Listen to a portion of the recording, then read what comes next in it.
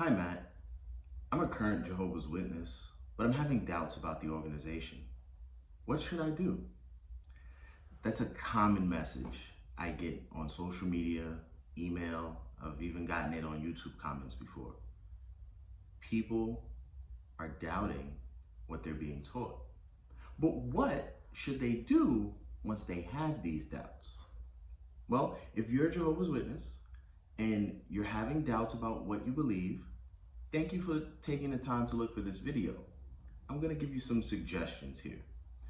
Welcome to the Irregular Pioneer channel. I'm your host, Matt, and hopefully I can provide you with a little bit of help on your journey.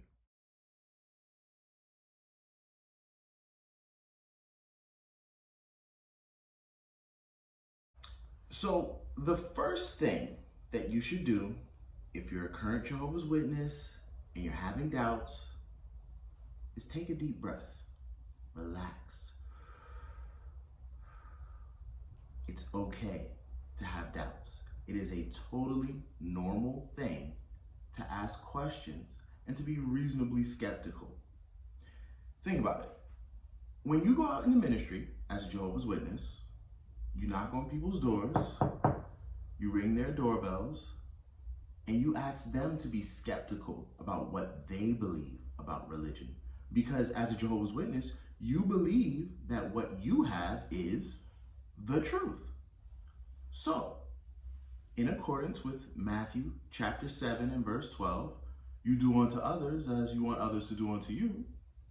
So, if you're asking people to be skeptical in the ministry, you should have some skepticism yourself about the organization that you're in. And this is not weird or something that you should be afraid of. Think about it. We're all skeptics in everyday life. Let's say you want to buy a car.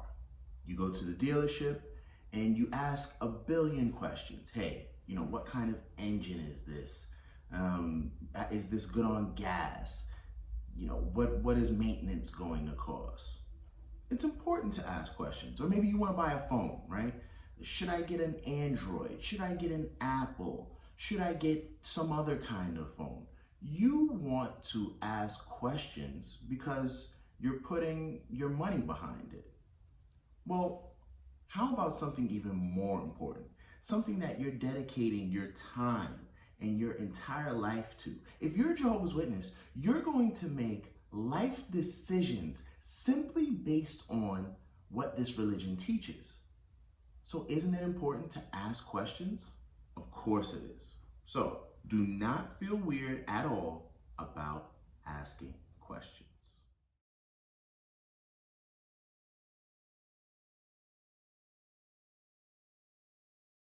The second thing you should do is be secretive about your doubts. Now, that might seem a little strange, but consider this.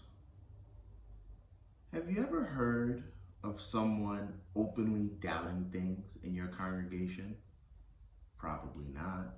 There's a reason why you're not allowed to ask questions during the meeting. If you ask questions openly, you will quickly be labeled as an apostate. And we all know, if you spend any time as a Jehovah's Witness, that apostates are seen as the lowest rung of humanity. So, if you're having doubts, be secretive about them. And when I say be secretive, I mean top level secrecy. Don't tell anybody. Not your mate, not your kids, not your mama, not your best friend, and you better not tell no elders. You're just asking for trouble. Because here's what's going to happen. You tell the elders that, hey, I'm having doubts. I'm not sure if I believe X, Y, Z thing. They're going to want to meet with you, and they're going to try and re-educate you. And if you don't leave that meeting believing what they tell you is correct, you are going to be seen as an apostate. So, be very secretive about your doubts.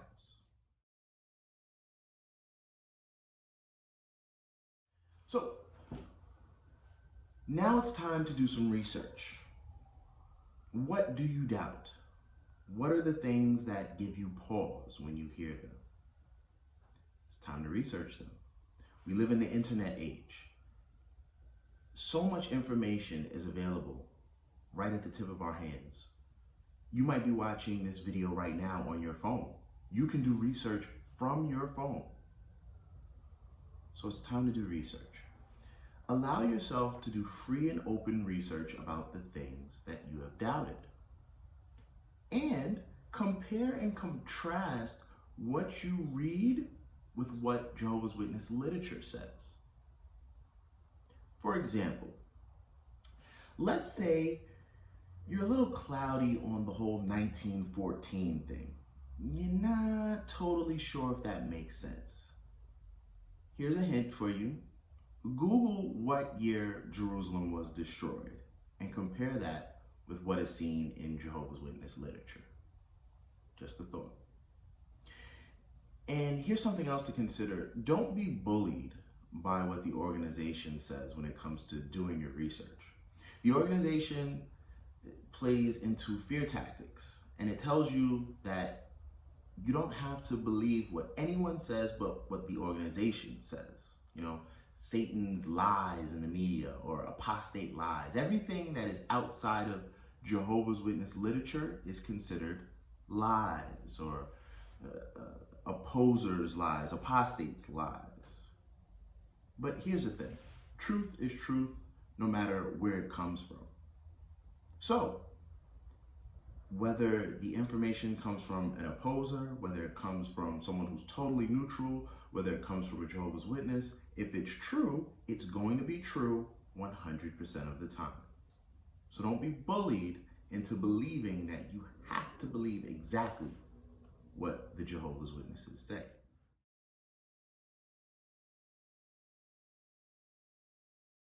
Now, you've done your research and maybe you believe everything that Jehovah's Witnesses say.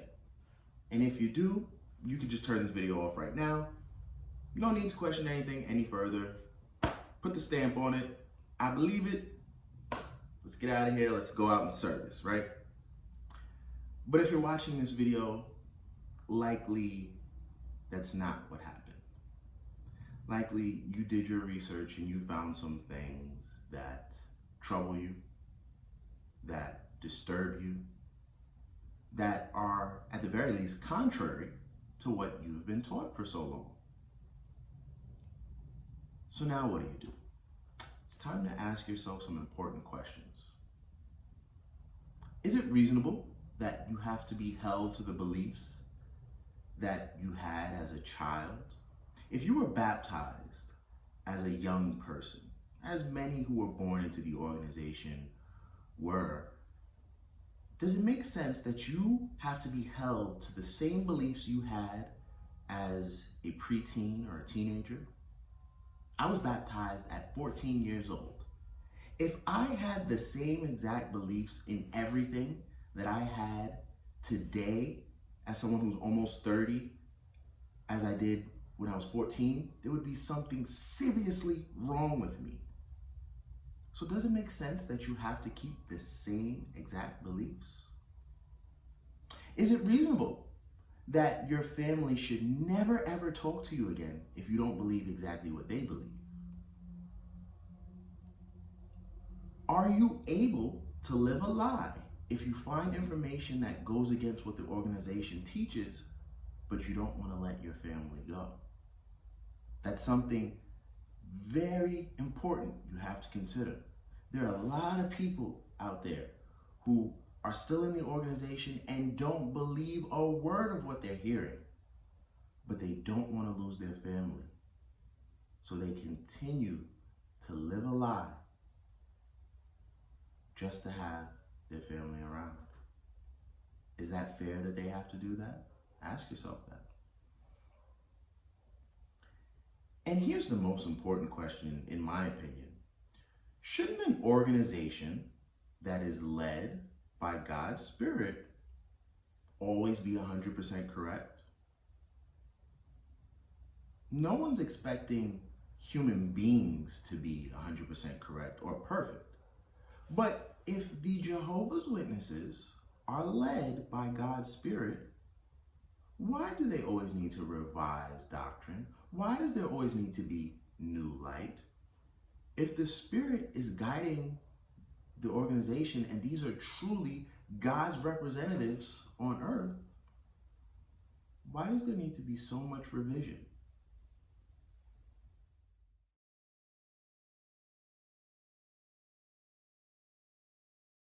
So, once you have asked questions, researched your doubts, it's time to seek help.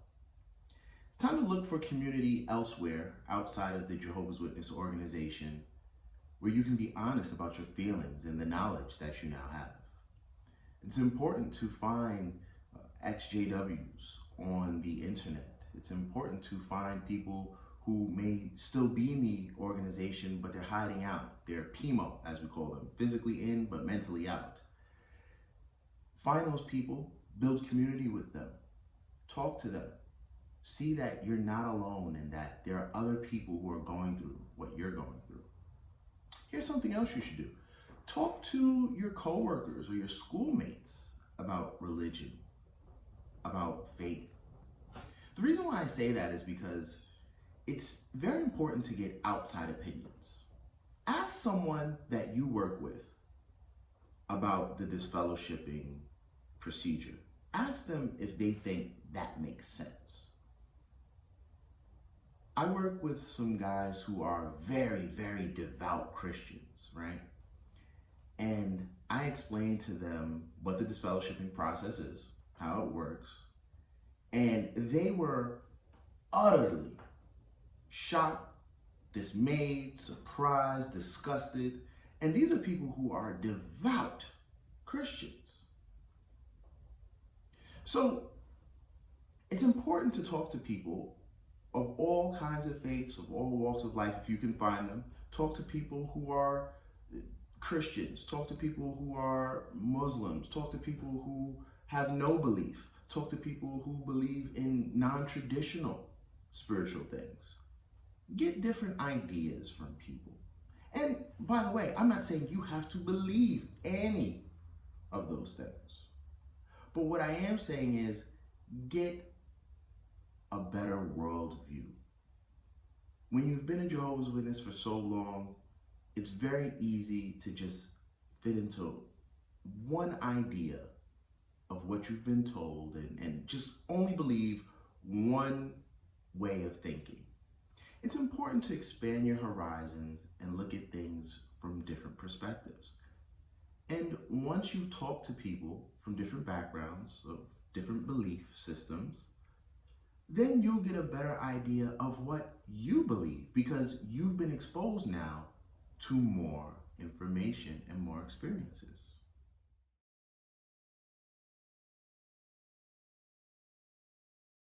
Unfortunately, you still have to be prepared for the worst. And this is the last step I'm going to share with you. You absolutely have to be prepared for the absolute worst. You could be exposed as an apostate.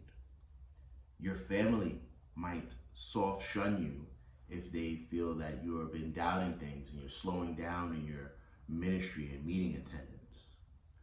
Or you may be disfellowshipped for apostasy if the elders find out that you are questioning your beliefs.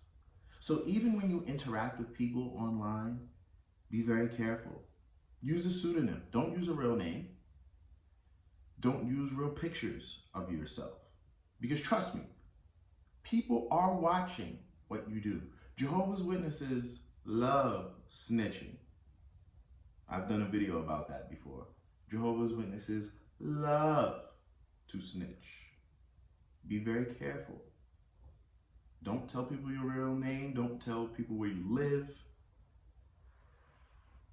Be very, very secretive about the fact that you realize the organization is peddling lies. So once you've done all of this, you have to come to a decision. What will you do? Will you continue to be a Jehovah's Witness and live in secrecy, going through the motions, even though you know that what you're doing is not the truth? Or will you try to fade away from the organization? Go to a meeting every once in a while, go to a memorial every once in a while, just to make it look good so you don't get disfellowshipped. Or maybe you're just ready to go 100% through and say, you know what, I did my research, this isn't the truth, I'm disassociating. What you do is up to you, and it is your decision, and don't let anyone tell you what to do. You have to make the decision for yourself because you're the one that has to live with the decision. But always be fully armed with knowledge. Ignorance is not bliss.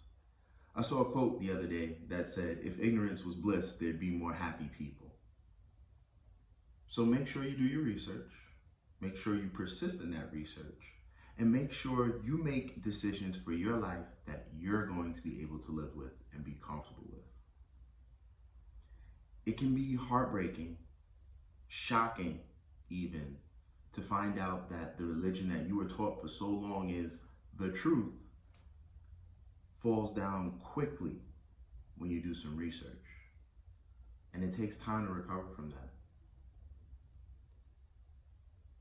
So I'd recommend, if you can, if you have access to it, therapy, especially therapy for those who specialize in helping people who suffered from religious abuse.